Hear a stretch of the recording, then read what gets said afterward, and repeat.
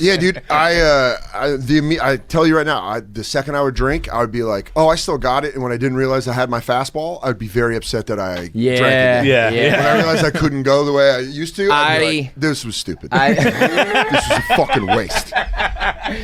You took the mound and you just threw like 89. Yeah, it'd be like meatballs Ali's down last the fight, middle. where you're just like, "I'm just getting fucking killed out there. I can't." I used to be so good. I was touched by God. I outdrank a notorious cokehead in the comedy scene. I put him away. I can tell you the year. 09, I think I was at my peak. Was it? Yeah. How old is 09? 09, I am fucking 27. Okay, yeah, that's like literally, it's like baseball. Like your 27 year is like the year, right? Because you're old enough now. You know, when you're a kid, you're a kid. You don't know what you're doing yet.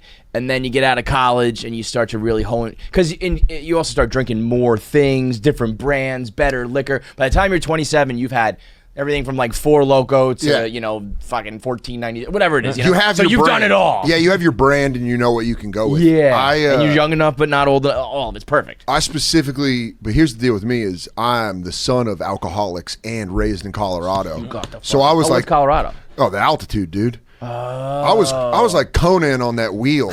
You know, Conan the Barbarian, where he's just pushing that wheel. And then when I graduated high school, I was like just pit fighting everybody. I went to the University of Arizona, and when I showed up there, I was out drinking everybody. Yeah, because it's sea level. So it's like taking cuts with the donut on the bat. It's like it's why the fucking Olympic training is there. Right. It's because the altitude you can't breathe as well. Right. So then I come down to fucking sea level and everyone's booting. I'm still drinking. You're like Superman with a yellow sun. I'll tell you exactly. I remember freshman year. Shout out Apache Santa Cruz dorms at Arizona.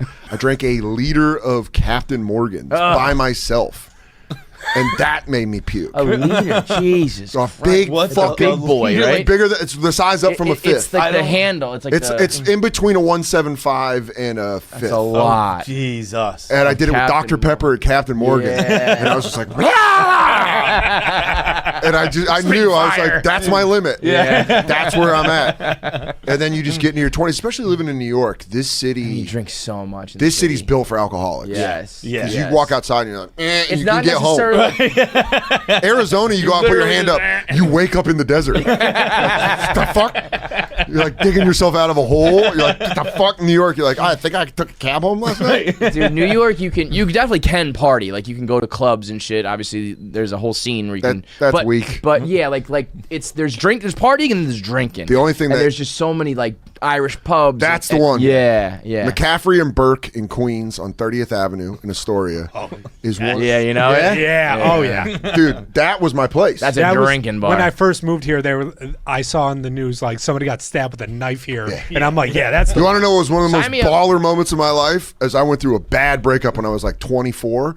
And I lived in the same apartment. Stabbed the guy in Queens? Yeah, took his life. They said he stabbed it, but I did it with my bare hands. No, but I remember I was 24. I was doing open mics and shit. I went through a breakup, and I went to McCaffrey and Burke at like 3:30 in the morning. And it was like me and three other guys, and the bartender was like, "You're going through it, right?" And he was just pouring me Jose Cuervo shots. Ooh. I was doing Cuervo with Bud Heavy. Oh! And he let me smoke inside. Hell yeah. And I was like, this is the life. Yeah. We watched Surviving the Game with Ice-T on closed caption. Watched the whole movie. I walked outside at like 5 in the morning, and I was Sun's like, up and shit. I just remember it was the summer and how much booze I sweated out the next day. If you own a home, you have to get a security system, and the best one in the game right now is SimpliSafe, and right now you can get 50% off when you go to SimpliSafe.com, click the link below, and get half off your security system. Oh, man. That is the worst. When you're laying in bed, there is fucking can't regulate your body temperature. Just like hot sweat. I get that with weed now. I'll get too high and like get a weed hangover. I'll start like sweating. I'll be like, "Oh, I'm too high. My body's rejecting Your body just needs to push it out one way or the other. Get the fuck out of here." There is something though about a bartender or a bar who like lets you do after hours or smoking inside is the sign. Smoking inside is the pinnacle of it all. There's nothing cooler than that. Yeah, because it's been outlawed long enough in our lives that we really don't remember a time when you could smoke. There are still a few states though, right? I feel like we're doing it. Tennessee is that one? I imagine Arizona. They don't have any laws out there, do they? I think they probably smoking there. There was Didn't a bar. They just allow was it the Knights? I think it was that I just went to in Chicago, where it's like a cop bar. so like no one comes in. But it's also a bar that has like rumors that like it was where Capone used to go dump bodies, where there's like a tunnel to the fucking the fucking Great Lake under it, and you walk in there. And it's not like you can smoke. It's like you have to smoke. Yeah. Like, so everyone's smoking. And, dude, I can't tell you. I didn't get halfway through a beer before I was like, my eyes are burning. It was so I don't know how we used to do it. It looks cooler in the movies. It was no one in the movies ever like this. Yeah. I kept going like this. It was like we were hotboxing an entire bar. Imagine it being a girl too, though. Like guys, it's like I don't know, whatever. But you put your makeup on, you get your hair done, and then you just it's not that kind of bar. Well, yes, but when everybody was smoking, you know. Yeah, dude. Or when they used to, it's hilarious that restaurants used to be like, oh, we have smoking or non-smoking. Yeah. Like, you think that's a thing? Yeah, like smoke is gonna listen. It's an airtight room. Bro, we went to a diner, the Mirage Diner in New Rochelle, that had the we just called it the cancer box because it was the smoking section was all glass, like the windows that were leading out to this. That's like smoke rooms at airports. Yeah, right. It was like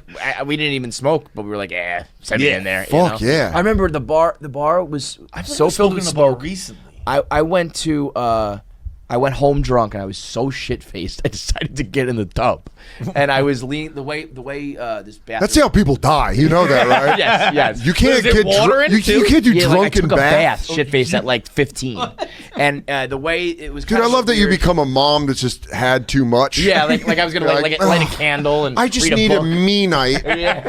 Blackout you is like, I was like I'm so tired from the kids. I'm gonna soak. Dude, fuck that. I was literally like a freshman in high school or some shit.